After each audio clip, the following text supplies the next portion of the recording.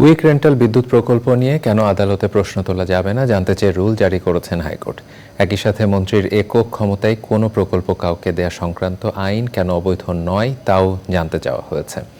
আবেদনকারীরা বলেছেন এই প্রকল্পগুলো থেকে বিগত সরকারের দোসররাই লাভবান হয়েছে। মাজহারুল হক মান্নার রিপোর্ট। আওয়ামী লীগ সরকারের সময় বিদ্যুতের চাহিদা মেটাতে জরুরিভাবে চালু করা হয়েছিল কুইক রেন্টাল বিদ্যুৎ কেন্দ্রগুলো।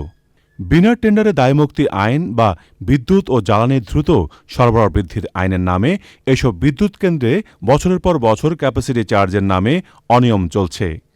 এর মাধ্যমে গত ১৪ বছরে এই বিদ্যুৎ কেন্দ্রগুলোতে ১,৫,০০০ কোটি টাকার দুর্নীতি হয়েছে বলে জানান আবেদনকারী।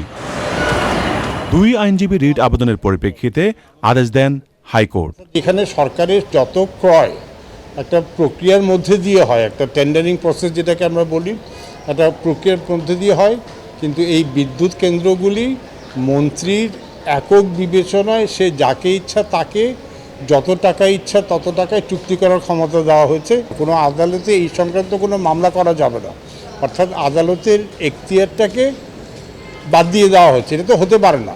এই যে কেন ৬(২) আর ৯ ধারা অসাংবিধানিক ঘোষণা করা হবে না, এই মর্মে রুল জারি করেছে।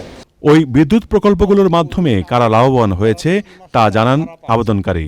অসীম ক্ষমতা থেকে লাভবান হয়েছে গত সরকারের যারা দোসর ছিল, এটা বিভিন্ন ব্যবসা প্রতিষ্ঠান যাদের সাথে সরকারের দহরমহরম বেশি, তারাই হাজার হাজার কোটি টাকা লাভবান হয়েছে।